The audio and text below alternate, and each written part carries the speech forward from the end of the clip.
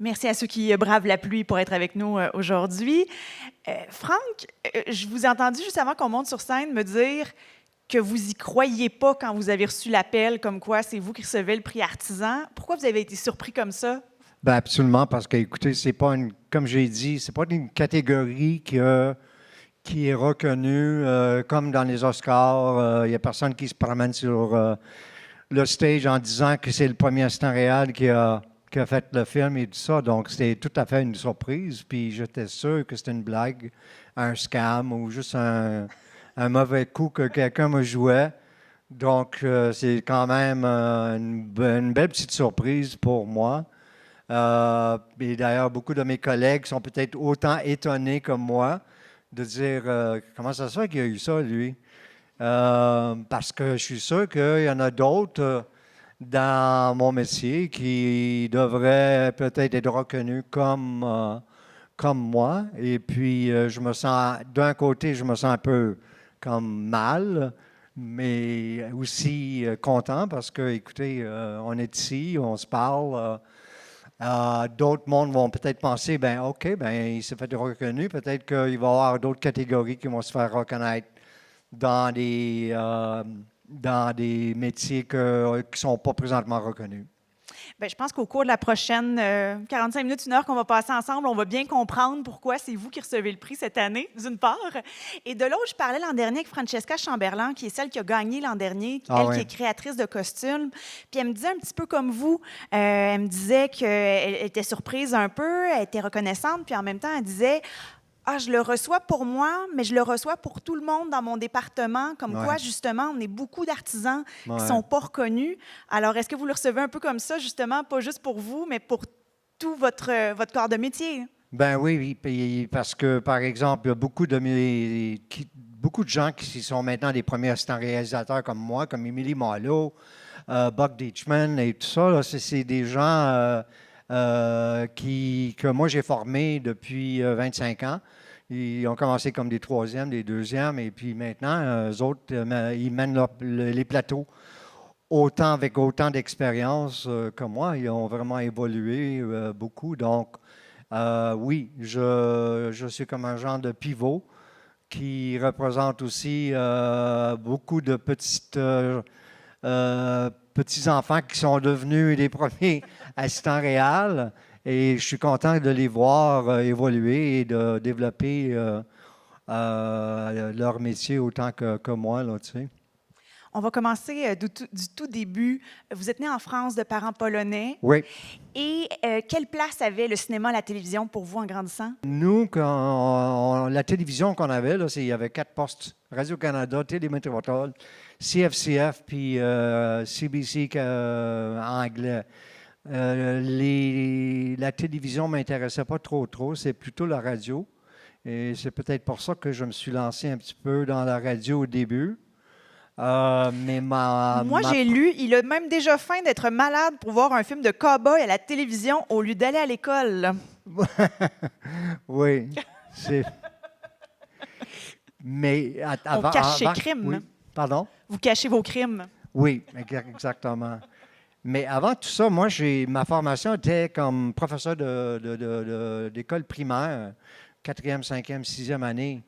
Et malheureusement, je n'ai pas aimé ce qui se passait au Québec parce que moi, ma formation était faite avec des Américains à l'Université de Montréal, mais côté anglais. L'Université de Montréal, bizarrement, avait une école qui s'appelait Saint Joseph Teachers College sur la rue du Rocher. J'ai passé mes années d'universitaire là. Mais quand je me suis lancé dans le, comment dire, supplémentaire, professeur supplémentaire. En suppléance. Exactement, merci. J'ai réalisé que j'ai besoin de changer de métier parce que il fallait que, par exemple, moi, je loue des appareils de cinéma et tout ça, mais les films et tout ça, les écoles n'avaient pas ça du tout. Donc, j'étais vraiment comme bouleversé et j'ai changé de carrière. Je suis allé à Concordia pour la radio, télévision et tout ça. Et puis, je me suis lancé dans la pigiste radio, puis gauche-droite, on se promenait tout partout. Puis là, soudainement, j'ai eu un premier job comme un assistant réel sur des cascades d'auto. Mais là, un instant. Alors là, formation pour enseigner, vous enseignez quelques années. Finalement, vous Absolument. retournez vers la communication plus tôt. Oui. Mais justement, le premier appel, c'est pas d'aller faire du cinéma, c'est d'aller faire de la radio. Vous avez travaillé pour Radio-Canada pendant quelques années. Oui, mais comme pigiste, il y avait des shows anglais puis français qu'on était capable de... Il y avait beaucoup plus de shows anglais qui acceptaient des pigistes avec leurs idées parce que l'idée, dans ces temps-là, c'était d'arriver à avoir un producteur pour dire, bon, ben écoutez, l'ouverture de... J'ai fait un show sur Madame Mirabel qui est venue de Vancouver quand l'aéroport Mirabel s'est ouvert. Donc, j'ai dit à un producteur anglais, j'ai dit, c'est le fun, elle arrive de Vancouver, elle s'appelle Madame Mirabel, on va faire une entrevue, blablabla, puis il a trouvé ça bon. Et puis, ça passait à la radio, puis on s'est fait un tonne d'argent, mais les budgets se sont fait couper. Donc, Radio Pige a disparu très vite là, dans les années 70. Ouais. Vous avez fait un peu de photos aussi, je pense, à cette époque-là. Des quoi? Vous avez fait de la photographie, je crois, à cette époque-là aussi? Photographie aussi, mais pour un magazine de Toronto qui n'existe plus maintenant, mais c'était plutôt ma carrière était la radio. Puis c'est sûr que tous mes 4 ans à l'université comme professeur, là, ça m'a aidé beaucoup parce que j'étais capable de peut-être écrire, de mettre mes idées sur papier et tout ça. Là, ça, c'était avant l'Internet et tout ça. Donc, et toutes ces formations-là se sont faites intercroiser. Puis voilà, je me suis retrouvé dans le métier du cinéma. Justement, ce début-là sur les plateaux de tournage, le premier contrat, il est venu d'où? Le premier contrat, my God, par hasard. Moi, j'étais à Vancouver avec CBC. Et puis, je ne savais pas quoi faire. J'ai eu un téléphone, puis quelqu'un me dit, viens voir faire des cascades avec moi sur un petit film de rien avec Donald Sutherland. Et puis, ce monsieur-là, malheureusement, s'est désisté assez vite parce qu'il y avait un autre projet. Donc, le chef cascadeur américain m'a juste dit, garde, c'est toi qui prends la relève, je vais te montrer quoi faire, blablabla. L'auto va faire ça, il n'y a pas de problème. Tu dis action, tu mégaphone, coupé, on s'en va chez nous. Puis ça semblait très simple, mais ce n'est pas aussi simple que ça. Mais j'ai appris beaucoup de lui, et c'est lui qui a vraiment m'a donné, ouvert la porte parce que c'était dans le temps où Claude Héroux a commencé les séries de 3 films back-to-back. Et par après, ben, moi, j'ai fait 2 de ces films-là. Et puis, ça a lancé ma carrière de là. Et puis, naturellement, après ça, c'est Jean-Claude Largue qui m'a engagé pour faire Lancer compte. Et puis, ça a ouvert toute une nouvelle porte aussi. Mais ça veut dire que vous avez vraiment appris le métier sur les plateaux? Oui. C'est pas quelque chose qu'on peut dire, OK, ben, je suis allé à l'école pour 3 ans, 4 ans. Et puis, j'ai appris, c'était de l'apprentissage sur le plateau, mais j'ai appris assez vite. Et naturellement, j'avais des gens qui m'aidaient à apprendre, puis ils savaient mes limites, mais en même temps, ils savaient que j'avais quand même quelque chose là, qu'on pourrait former assez bien. Et puis, ils ne m'ont pas lâché, puis moi, je n'ai pas lâché non plus. Parce que là, les postes de second assistant réalisateur, ensuite premier assistant réalisateur vont s'enchaîner justement jusqu'à, bon, on va y arriver dans Lancer compte, mais pendant ces moments-là où vous faites un film, 2 films, 3 films, il n'y a pas un moment où vous vous demandez, est-ce que c'est ça que je veux faire? Est-ce que je voudrais être script? Est-ce que je voudrais être régisseur? Je ne sais pas. Est-ce qu'il y a d'autres corps de métier? Est-ce qu'il y a d'autres métiers de plateau? Non, c'est bizarre parce que dans ces temps-là, il y avait des assistants réels qui voulaient devenir des réalisateurs et tout ça. Mais moi, ça ne m'intéressait pas du tout.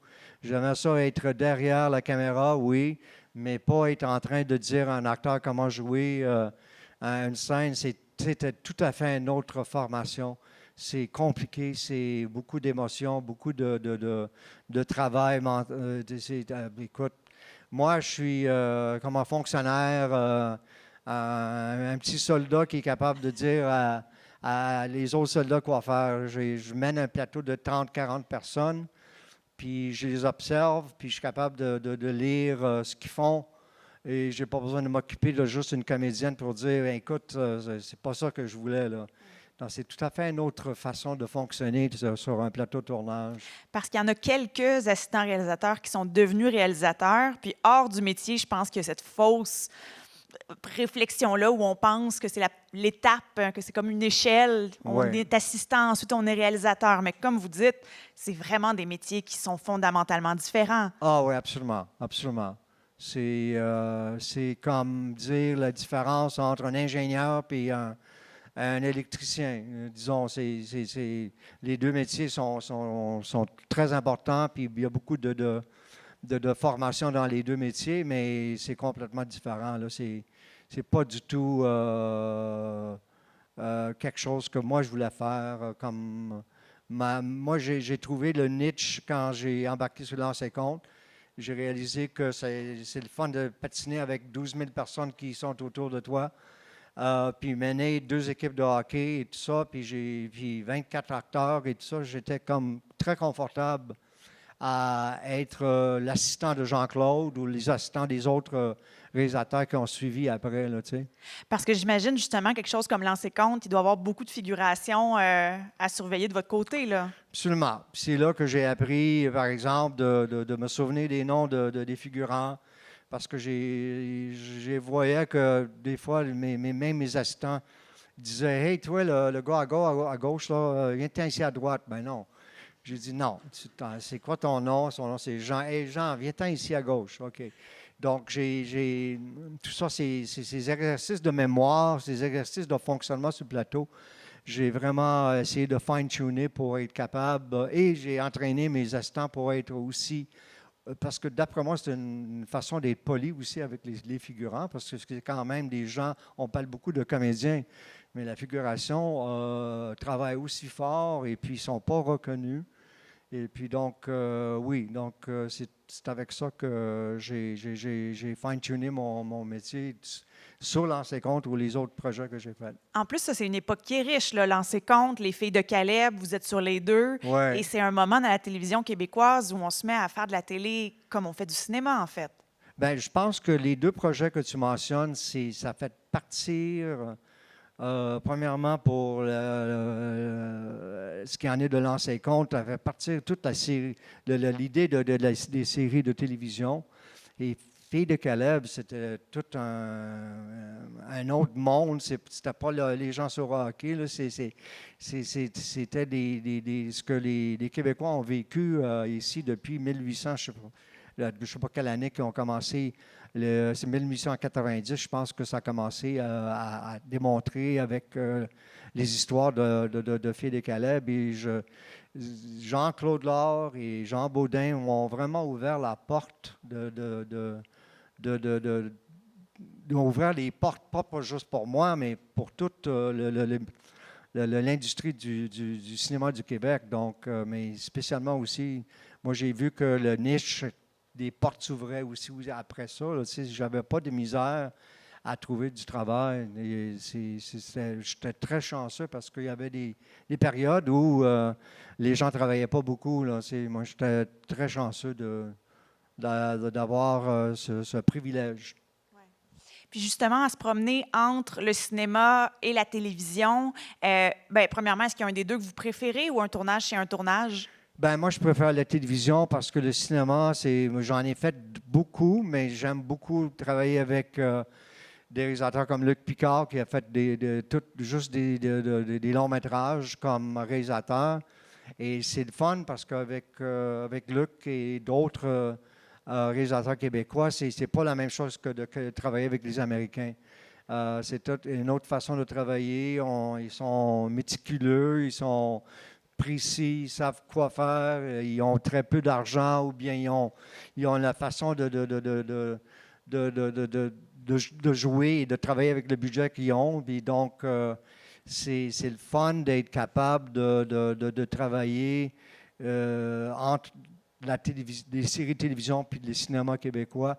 Mais pour ce qui en est du cinéma américain, j'ai pas beaucoup ça ne me tente pas beaucoup de faire beaucoup de choses. Et en plus, le problème, c'est que les Américains engagent leur propre premier assistant réel. Ils vont venir de LA puis ils vont s'installer ici parce que le réalisateur, naturellement, il ne me connaît pas. Ils ne savent pas Et moi, je suis assez bon pour mener le plateau pour lui. Donc, c'est sûr que les premiers assistants réels avec les Américains, ça ne travaille pas beaucoup au Québec là, pour eux autres.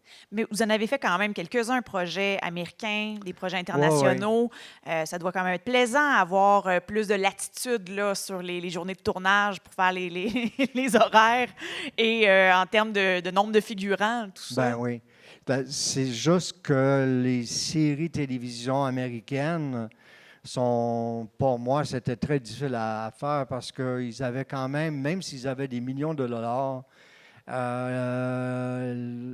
David Bowie n'était pas cheap. J'imagine. Il y avait toute la série de Hunger que j'ai faite pour 2 ans pour les Ridley Scott puis Tony Scott, qui était, il y a beaucoup de cash, mais c'est quand même beaucoup de voyagement pour les Américains. Ils voyageaient entre LA et Montréal.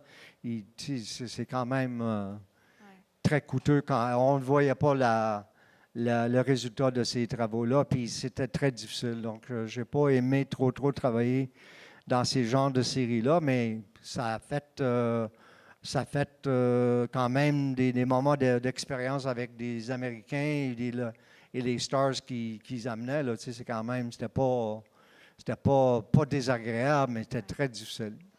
J'imagine quand même que quand on travaille avec plein d'équipes différentes de partout dans le monde, on doit aller piger des façons de faire un peu partout. Ça doit nous influencer dans notre façon de travailler. Oui, mais ça vient toujours à la même façon de fonctionnement. On gère, c'est comme travailler avec des personnalités. OK, celui-là, il se fâche vite. Ah, celui-là, il ne se fâche pas trop vite. Et c'est une manipulation un petit peu des gens avec qui on travaille. C'est sûr que je me sens un petit peu, des fois, comme un manipulateur parce que je joue un petit peu avec ce que je vois devant moi. Puis donc...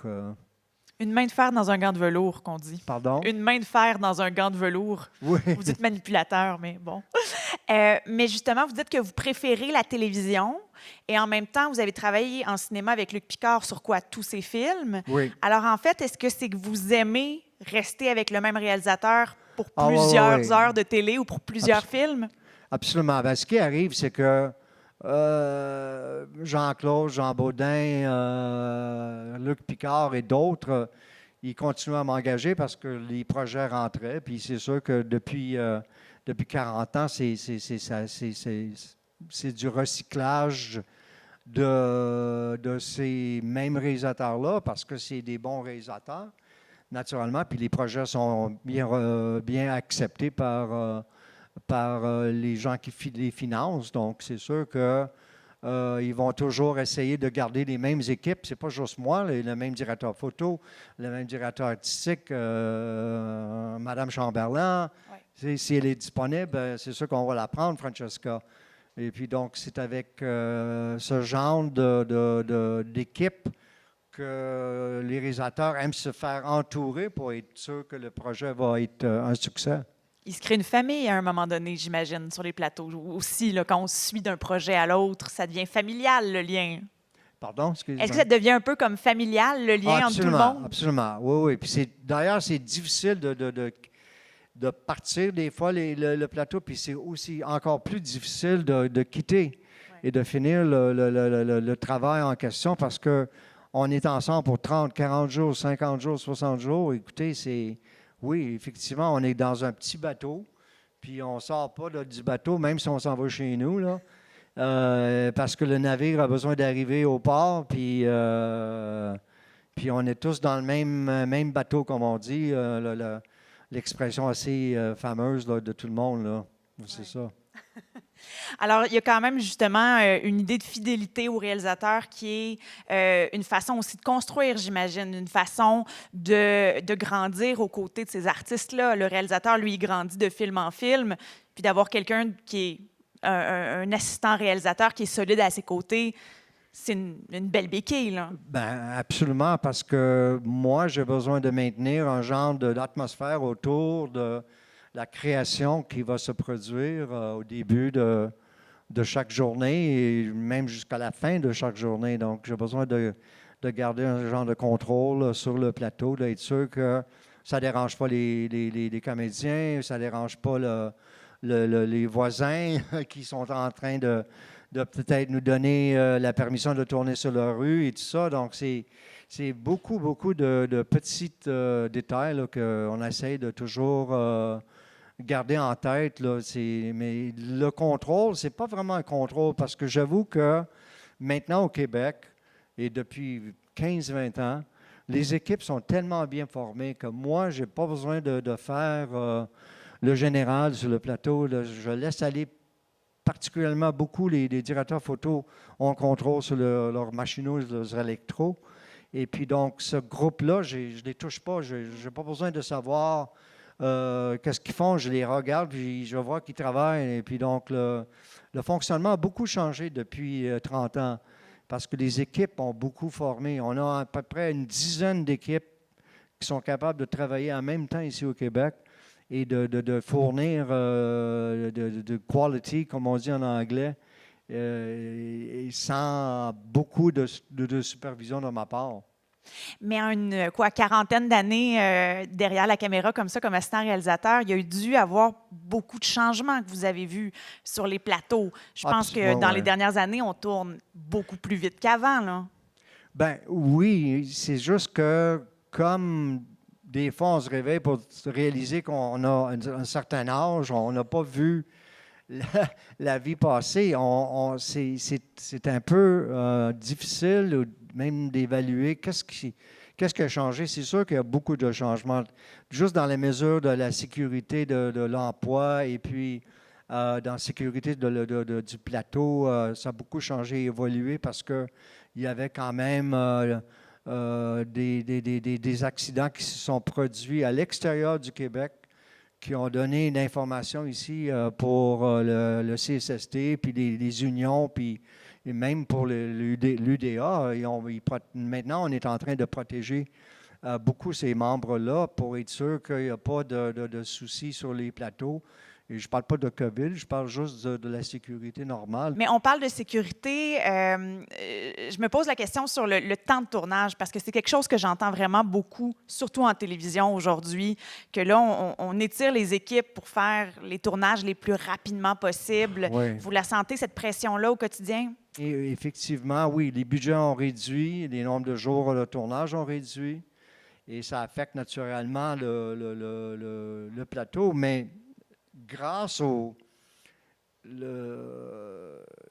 l'expertise des acteurs qui sont devant la caméra, qui sont capables de faire 10 pages par jour, 12 pages par jour, d'apprendre des choses, de changer de texte sur le plateau, comme ça.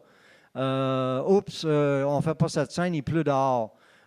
C'est incroyable. Les Américains ne seraient jamais, jamais capables de faire ça. Moi, j'ai travaillé sur une série qui s'appelait Detective, qui venait de Toronto. Et puis, les acteurs qui rentraient au plateau, on changeait des choses des fois comme on faisait au Québec. Ils n'étaient pas capables. Incroyable. Ils ne sont pas capables de s'ajuster à un changement de texte. Ils nous ont appris, là-dessus, c'est comme... mais grâce au théâtre ici au Québec et la façon que tous les acteurs se sont fait former par la télévision, 30 vies, whatever. C'est vraiment incroyable comment est-ce qu'ils sont capables de sortir et de rentrer dans le temps et de garder la qualité qu'on a au Québec. Là, je pense que le Québec est vraiment exceptionnel pour ça. Et c'est pas parce que j'habite ici, et c'est que je dis ça, c'est que je vois la différence entre les tournages que j'ai faits avec les gens de Toronto puis de LA et tout ça, puis je vois que sont pas capables du tout de faire comme nous, là, tu sais. Ouais. Donc, même avec des coupures, même avec des réductions de temps, et l'expertise des équipes, l'expertise des acteurs et de tout le monde qui sont autour d'eux autres, et les réalisateurs aussi, ils ont changé aussi beaucoup, là. Il y a des gens maintenant qui sont capables de s'adapter très vite à ces manœuvres de dernière minute là, qu'on leur pitch des fois, là, tu sais.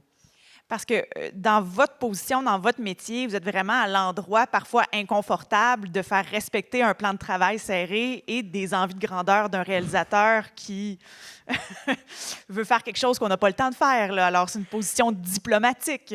Oui, mais ça aussi, ça a changé bizarrement parce que depuis 5-6 ans, les producteurs ont commencé à comprendre qu'ils ont besoin de se mêler un petit peu plus avec ce que l'assistant réalisateur est en train de faire ou de dire.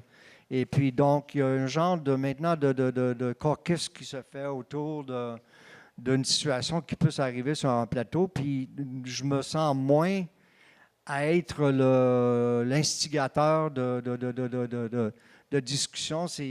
Tout le monde est au courant. Oh, il y a un problème. Bien, on va le régler. Peut-être qu'on pourra le faire comme ça, peut-être comme ci. Puis ça a changé beaucoup depuis 5 ans, je trouve, parce que il fallait le changer, parce que c'était impossible que moi, toute seule sur un plateau, peut manipuler un réalisateur à faire quelque chose qui ne lui comprend pas, parce que, écoutez, les réalisateurs ne sont pas là pour comprendre mon horaire, ils sont juste là pour comprendre que, OK, je suis un peu en retard, que si je peux faire, bien moi, je leur donne des suggestions. Et puis, les suggestions, des fois, tombent à l'eau, mais c'est correct. On procède, puis on continue. Je lisais que des collègues à vous vous voient comme quelqu'un de très innovateur dans ces 40 ans de métier et plus, là. Entre autres, une façon de faire avec l'informatique dans votre position d'assistant réalisateur. Pouvez-vous me dire comment vous avez intégré ça à votre métier? Oh my God! Bien, sur Filles de Caleb, j'étais un des premiers qui a commencé à jouer avec le logiciel qui nous a aidés à faire des horaires. Et puis, j'avoue qu'au début, là, c'était un peu bizarre de travailler parce que moi, je travaillais sur papier, puis des petites languettes, puis on avait comme 2 mois pour se préparer, puis pas 4 semaines ou 6 semaines, là. Mais c'est sûr que ce genre de façon de fonctionner nous a aidés, mais en même temps, ça nous a fait couper les budgets. Parce que naturellement, le producteur était capable de vite évaluer des choses. En 24 heures, il était capable de voir l'ampleur de mon horaire et tout ça. Quand vous avez commencé à faire l'horaire sur ordinateur plutôt qu'avec oui. du papier? Bien, c'est parce que les rapports sortent immédiatement. Là. C'est sûr que tu peux pas, tu peux pas le partager juste sur papier. Tu l'envoies en PDF et c'est fait. Tout le monde le sait ce qui se passe. Mais j'avoue que les logiciels nous ennuient un petit peu parce qu'il y a beaucoup de façons de faire des erreurs. Par exemple, sur L'ombre de l'épervier, je révisais mon horaire, puis je regardais que Luc Picard, dans une scène d'amour avec Isabelle Richer, il y avait un barman dedans. Donc, je ne comprenais pas comment est-ce que moi, j'aurais mis un barman dans une scène d'amour avec Luc et Isabelle. Donc, je suis allé voir Lise Lafontaine, la productrice. J'ai dit, Lise, écoute, moi, je ne comprends pas, là, il y a quelque chose qui ne marche pas. On l'a fait reviser tout l'horaire par une autre personne. Et vous vous rendez compte, moi, on faisait des voyagements d'acteurs entre Gaspésie puis Montréal. Et ça prenait des acteurs en Gaspésie, ça prenait des acteurs en Montréal, des back and forth, tout partout. Beaucoup d'avions, beaucoup d'hôtels. Et puis, on a trouvé 57 erreurs d'acteurs. Donc, Lise Lafontaine, je pense, ça leur a coûté peut-être 35 000 $ de plus, un acteur qui ne serait pas là, ou bien un acteur qui est là, puis il se pose la question, qu'est-ce que je fais dans cette scène? Parce que les logiciels, on ne travaille pas très bien avec les chips qui sont trop vite. Et puis, de cut and paste, le barman a apparu dans une scène d'amour. Il y a une chance que ça s'est passé parce que tous mes assistants, après ça, j'ai alerté tout le monde pour le problème. Et effectivement, c'est une petite anecdote pour vous dire que c'est pas fiable du tout, du tout. Mais quand même, L'ombre de l'épervier, ça fait quelque temps. Alors, j'imagine que dans la transition vers l'informatique, il y a eu des ratés comme ça. Ça doit mieux se passer aujourd'hui, j'espère. Ça se passe même aujourd'hui. Okay. Ah oui, même sur le film de Jean Teldec que je suis en train de faire, j'ai trouvé, j'ai trouvé quelques erreurs, puis j'ai dit à mon assistant pour passer à travers tout ça, parce qu'ils ont trouvé effectivement quelques erreurs qui auraient coûté peut-être 10 000 $. J'ai justement, je voyais dans votre bio que vos collègues vous disent méticuleux, puis là, je vois bien en quoi vous avez l'œil pour ces erreurs-là dans un plan de travail. C'est l'expérience aussi, j'imagine? Que? Ça doit être l'expérience aussi qui affûte le regard pour trouver les erreurs, puis... Ben oui, parce que c'est tout à fait la raison pourquoi on travaille avec ces logiciels-là, c'est de donner de la bonne information, et puis ça serait catastrophique si on ne le check pas, puis on n'est pas capable de voir vite. Moi, j'essaie tout le temps, dans tous les projets que je fais, d'essayer de garder en mémoire beaucoup de scènes dans la tête pour être capable de dire, même si quand je visite un lieu de tournage avec un réalisateur, de dire, ben non, on ne fait pas ça ici, c'est dans l'autre location. Et parce que c'est la façon d'être un double check pour moi, pour être sûr que je ne me trompe pas. Parce que si on se trompe, ça va coûter cher, puis il ne faut pas se tromper. Mais ça fait partie des 40 ans que je fais ça. Donc, c'est sûr que les outils sont là, puis c'est automatique quasiment pour moi. C'est très rare que maintenant, depuis 10 ans, que je vois que je n'ai pas fait beaucoup d'erreurs pour ce qui en est des bookings des acteurs ou bien de la façon que mon horaire a fonctionné. Je reviens à votre bio, justement, qui m'a appris quelque chose qui m'a fait sourire, c'est que quand on est sur un tournage, on dit toujours, en tout cas, moi, de mon expérience, de jeune expérience de plateau, quand on parle de costume, coiffure, maquillage, on dit CCM. Oui, CCM. Et c'est vous qui avez commencé à utiliser ça. Oui, c'est votre expression. Pierre Brassard et moi, on était sur Lancé-Compte, puis on a trouvé une façon de gérer ces 3 départements-là, parce que sur la feuille de service, c'était marqué maquillage, coiffure, costume et tout ça, puis on se cassait la tête pour dire, bon, qu'est-ce qu'on fait avec ça? Donc, je pense que c'était Pierre qui a initié. Ça fait 35 ans que j'ai fait des séries de télévision avec Pierre. C'est pas juste... je suis pas tout seul dans le petit bureau, là. J'avais un bon deuxième comme Pierre Brassard pour 35 ans pour me tenir en forme et pour me tenir droit sur ce qu'il en est de ce qu'on sort. Et donc, effectivement, l'expression CCM naît de cette fameuse série Lancé-Compte. Et puis aussi la façon que à cause des logiciels, on parle de logiciels, les acteurs qui avaient plus que 10 lignes étaient toujours les numéros de 1 à 100. Et les deuxièmes rôles, c'était les 200. Les troisièmes rôles, c'était les 300. Puis les rôles muets, c'était les 400. Donc, c'était la façon que nous, on a commencé à désigner aussi des numéros. Parce qu'effectivement, quand on commence à sortir n'importe quel numéro dans un dépouillement, les gens se posent des questions. Ah, un 404, bien ça, c'était un rôle muet. Ou bien un 500, ça, c'était un doublure. Ou bien mais les cascadeurs, c'était des 900 pour moi. Donc, c'était la façon que nous, on a commencé à faire des shortcuts pour être sûr que si c'est un cascadeur, il devrait avoir un numéro 900. Si c'est un acteur avec beaucoup de lignes, 10, 12, 14, whatever, 50. Donc, ce n'est pas juste les expressions CCM, mais tout le numérotage dans les logiciels que Pierre et moi, on a développé pour être sûr que ça a suivi. Tout le monde nous a suivis après. Mais c'est fascinant de devoir s'inventer des outils comme ça pour fonctionner.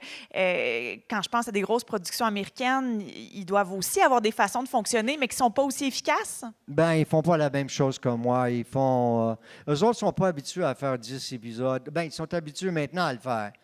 Mais dans le temps quand les logiciels ont commencé à sortir, d'ailleurs, la première fois que j'ai utilisé un logiciel, j'ai fait contact avec l'Américain qui a sorti le logiciel. Et puis, je le connaissais très bien. Je l'ai rencontré à LA. Puis, il avait la misère à croire que sur Lancé-Compte, on faisait 13 épisodes. Et d'ailleurs, son logiciel a crashé comme plusieurs fois. Et puis, il m'a renvoyé tout le temps des updates par courrier, parce que dans ce temps-là, il n'y avait pas d'Internet. Et puis, effectivement, c'est lui qui a amélioré son logiciel à cause de l'ancien compte, parce qu'il n'a jamais vu. D'ailleurs, c'est plus que 13 épisodes. On faisait 26 épisodes. Oui, hein? Et c'est pour lui, c'était comme épouvantable. C'était comme 2000 pages de logiciel, ou même, je pense qu'on était rendu à 2000 pages de breakdown sheet, comme on dit en anglais. Et puis, il n'en revenait pas. Son logiciel n'était pas capable de suivre, mais il l'a amélioré. Et puis, il s'est fait peut-être un paquet d'argent après à cause de la façon que le Québec a le forcé à changer son logiciel pour nos besoins à nous. Fait que justement, pour répondre à des besoins comme la série Lancer Compte, vous avez créé des façons de faire, des acronymes, des façons d'être plus efficaces qui sont encore utilisées Absolument. au Québec sur tous les plateaux aujourd'hui. Oh, oui, oui. Et après ça, monsieur se demande pourquoi on lui offre le prix des artisans. Vous avez laissé une marque sur les plateaux, clairement. Je me demandais justement, quand vous choisissez un projet, qu'est-ce qui vous décide? Est-ce que c'est le réalisateur ou est-ce que c'est le scénario? Ou le scénario, c'est pas grave? Non, c'est toujours le réel. Mais moi, je ne prends pas la décision vraiment. Si Luc Picard va m'appeler pour faire le prochain film sur qu'il veut faire, c'est sûr que je vais dire oui. C'est la même chose pour les autres réals avec qui j'ai travaillé parce que je sais que je vais m'entendre. Ils ne vont jamais m'appeler pour me dire veux-tu venir avec moi? C'est automatique, c'est sûr qu'ils veulent m'avoir. Et puis, il y a des gens qui ne veulent pas me voir, ils ne vont pas m'appeler. C'est très simple. Ils vont appeler les gens avec qui ils s'entendent parce que c'est quand même une relation assez bizarre. Là. C'est du yin et yang un petit peu, là, parce que j'ai besoin de toujours pousser le réalisateur à prendre une décision en préparation pour avoir la flexibilité de dire, ben non, il n'y a pas besoin de la comédienne. Il a dit qu'il y a besoin, mais il n'y a pas vraiment besoin de la comédienne. Donc, on peut la flusher, puis ça va coûter moins cher, puis elle n'est pas disponible. Bien là, maintenant, on s'en fout.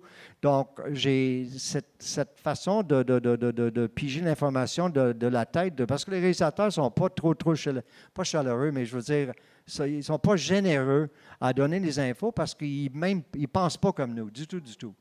Ils pensent à d'autres choses, eux autres. Donc, ça, c'est une autre façon d'avancer les choses pour moi, pour ce qu'il en est de mon horaire et la façon de présenter le résultat final au producteur. Mais vous, la nature du projet, ça influe pas dans la décision si c'est du historique, du sportif, un film jeunesse. Est-ce que ça vous intéresse dans le moment de décider si vous faites le projet ou non, ou c'est vraiment... Non, pas du tout, non. C'est plutôt, c'est toujours le réalisateur ou le producteur qui m'appelle, Claude Héroux m'appelle ou Caroline Héroux va m'appeler pour me dire, regarde, on fait Lancer Compte 18 l'année prochaine. Et puis, on a besoin d'être sûr que tu es disponible parce qu'ils ont déjà booké le Colisée du Québec, blablabla.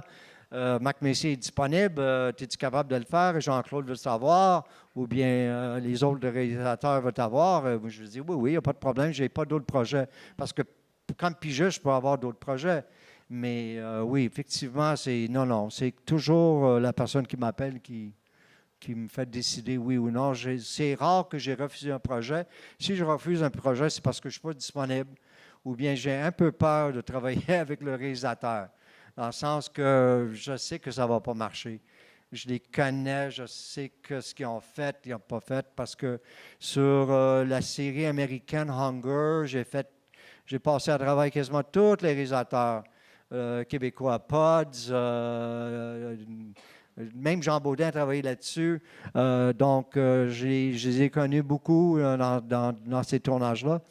Puis c'est là que je me suis commencé à me former une idée de dire, bon, moi, je suis compatible avec ce monsieur-là, mais avec lui, pas sûr, peut-être que je ne vais pas faire son prochain projet.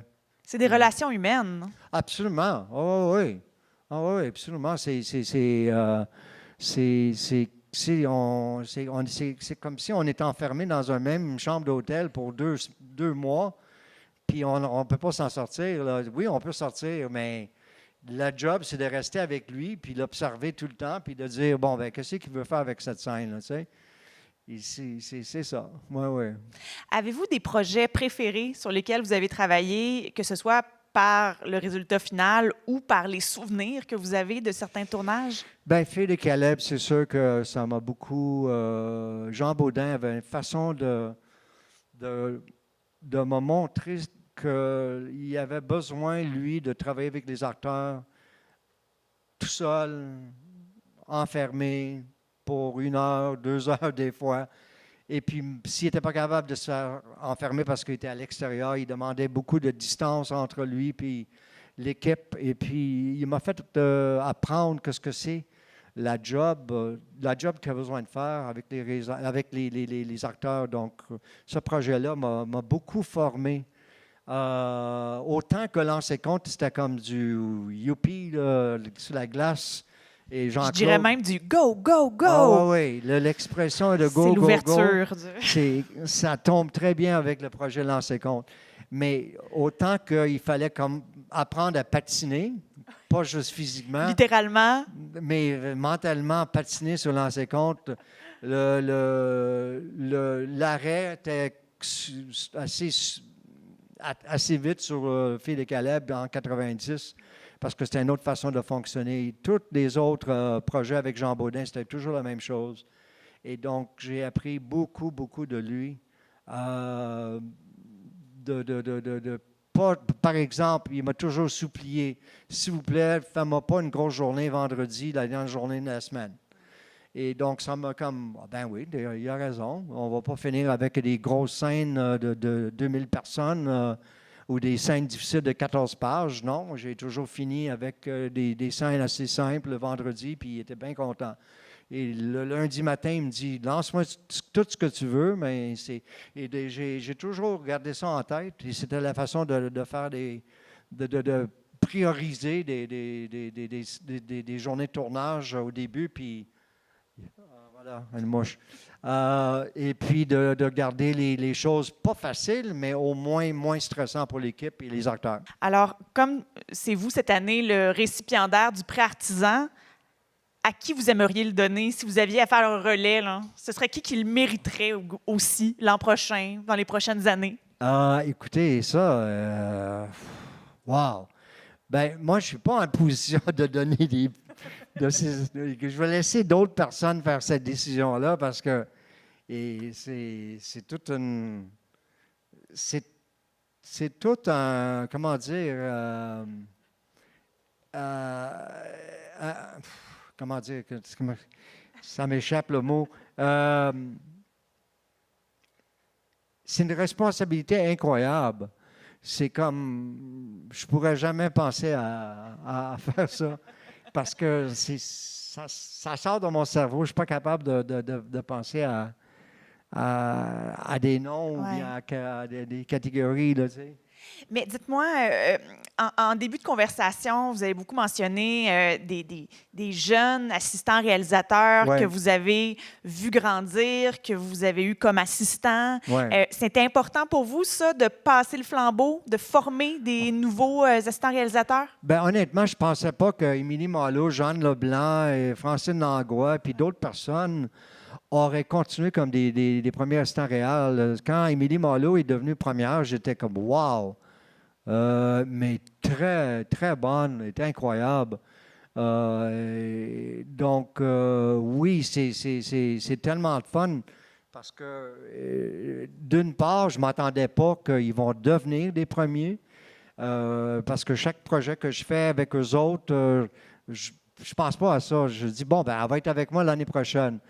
Mais quand Émilie n'était pas disponible pour avec un vous projet... comme deuxième assistante, dans le fond? Non, elle n'est jamais devenue deuxième. Elle était toujours ma troisième. Parce que deuxième, elle ne voulait pas être au bureau. Les deuxièmes sont toujours au bureau. Bien, ils sont en train de négocier avec des acteurs ou des agents, puis c'est fatigant. Ça, c'est sa expression à elle. Là. Il y a beaucoup de deuxièmes qui aiment là, ce genre de travail-là parce ils aiment ça négocier puis ils se battent avec des disponibilités d'acteurs et tout ça. Mais pas elle. Donc, non, elle était troisième. Et puis, à un moment donné, je ne sais pas ce qui s'est passé. Je pense qu'elle a commencé à faire des commerciaux. Puis, j'avais d'autres personnes qui étaient disponibles pour moi. Puis, je l'ai perdu un petit peu de vue. Et quand j'ai vu qu'il est devenu une première, puis une bonne première, j'ai dit « Wow, c'est incroyable ». c'est pas la seule. Normand Labelle, malheureusement, il est mort. Buck Deachman, Anne Sirois, même, qui était ma deuxième sur Fille de Caleb, est devenue aussi une bonne première et tough, la petite, là, tu sais. Un petit général, là. Mais effectivement, c'est incroyable. Ouais. Pierre Brassard il est devenu aussi un premier, mais il est devenu agent après. Donc, il se promène dans tous les milieux maintenant, lui aussi. Puis vous aussi, vous préférez être sur le plateau que d'être dans le bureau? Absolument. Oui, oui. Le bureau, pour moi, c'est fun au début pour piger l'information des producteurs, les réalisateurs pour dire OK, qu'est-ce que tu veux faire avec ça? OK, fine, merci. Puis après ça, le moment que moi, je commence à faire mon horaire, je me sens un petit peu comme un artiste pour dire ah, ben, je vais faire ça là, là, là. Hein? Puis ça devient un peu plus clair. Puis là, effectivement, je veux tester mon horaire puis voir qu'est-ce qui va se passer sur le plateau. Parce qu'effectivement, c'est des fois des guests. Là, sur Portrait Robot l'année dernière, j'ai commencé une journée de tournage avec des scènes de mitraillettes qui ont tué des Hells Angels dans un bar. Alexis, il freakait, il disait Alexis t'es Durand-Bro, malade. Pourquoi commencer avec une grosse scène comme ça? J'ai dit, mais Alexis, pense-y, tu as 4 semaines pour préparer un gros tournage comme ça. Tu sais que c'est la première journée de tournage, c'est pas la 18e journée de tournage. Puis je l'ai convaincu. Il a compris, ça vient encore de Jean Baudin. J'ai dit, ben non, je vais faire la mitraillette en premier parce que j'ai dit, ça c'est compliqué. Il y avait des effets spéciaux, il y avait des balles, il y avait des morts, du sang tout partout. Beaucoup d'acteurs, beaucoup de techno sur le plateau.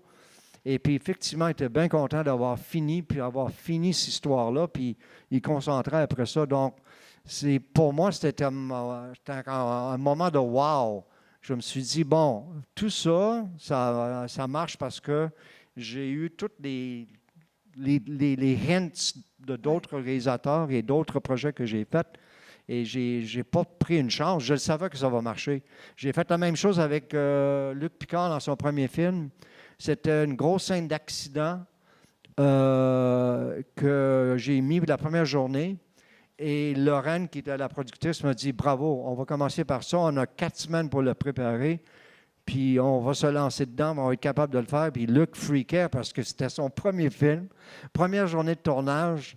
Il n'était pas sûr, mais après ça, il m'a félicité. Il m'a dit « Bravo, une chance qu'on a fait ça. » Puis c'était comme sorti de son âme. Là. C'était comme fini pour lui. Là. Il concentrait après ça à faire d'autres choses. Est-ce qu'il y aurait une autre question du public? Oui? De quoi est-ce que vous êtes le plus fier? Je vais toujours revenir à Lancer compte. Je ne sais pas pourquoi. Parce que moi, j'ai passé 3 ans avec Jean-Claude. Bien, il n'a pas fait de la 3e année, je le sais.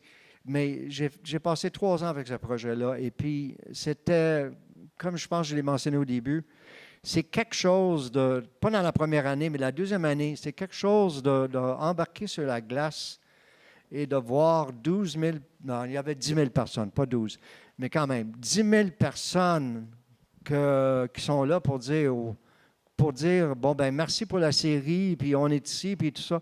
Et ça m'a tellement marqué que je pense que je le savais à ce moment-là, même dans la première année, mais spécialement dans la 2e année, quand on avait la foule, parce que dans la première année, il n'y avait pas de foule, il n'y avait personne qui connaissait le show.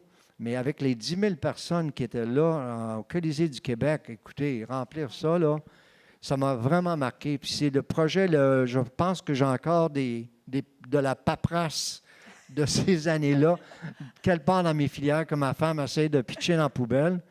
Emmenez ça ici à la Cinémathèque. Là. On a peut-être des archives ici. Oui, là, des archives, des archives à Frank. Là. Puis je ne les garde pas parce que mais c'est parce que j'ai vraiment travaillé fort sur cette série-là. Donc, je pense, je dirais lancer compte. Écoutez, c'est sûr qu'il y a d'autres projets qui sont incroyables que j'ai faits, mais j'ai envoyé mon CV par courriel et puis je regardais, puis je n'étais pas sûr que j'ai fait tous ces shows-là. Mais effectivement, je les ai faites, puis c'est comme, wow, c'est comme weird de voir ça sur papier. Je les ai imprimés hier soir, juste pour être un peu plus à date, parce que je m'attendais à des questions sur les projets, j'ai dit, j'ai mieux d'être au moins alerte sur les shows que j'ai faites. Puis c'est étonnant de... Donc, c'est pas juste lancer compte, mais moi, c'est celle-là que je pense que je dirais, oui. Mais c'est une série qui a marqué le Québec aussi, le lancer compte. Mais deuxième question, oui. Oui, en fait, comme deuxième question, je voulais savoir, selon vous, selon votre parcours, quelle est la plus grande qualité qu'un premier assistant réalisateur doit avoir pour bien mener un plateau et bien assister le réal? La plus grande qualité que doit avoir un premier assistant? Patience. Mais pas parce qu'on va devenir impatient, mais juste une patience et une façon de gérer et de calculer l'information qui est sur la page, soit dans le scénario ou avec les discussions qu'on a avec les réalisateurs. Parce que des fois, on peut devenir très impatient dans le sens que les gens ne veulent pas répondre à des questions qu'on a besoin de réponses assez vite. Ils ne sont pas sûrs eux-mêmes comment ils vont faire certaines choses parce qu'ils ne savent même pas s'ils ont l'argent pour le faire, ou bien ils ne sont pas sûrs que la comédienne est capable de le faire, ou je ne sais pas quoi. Donc, il y a toujours quelque chose qui est dans leur tête que j'essaie de sortir. Donc, c'est un petit peu les deux choses, patience, puis la façon je veux dire manipuler là, peut-être, mais la façon de sortir l'information sans que ça devienne comme un aiguille dans la peau. Là, c'est un peu psychologue, genre. On va essayer de sortir qu'est-ce qu'il veut faire, lui. Puis pourquoi qu'il veut le faire comme ça. Puis c'est ça. Merci.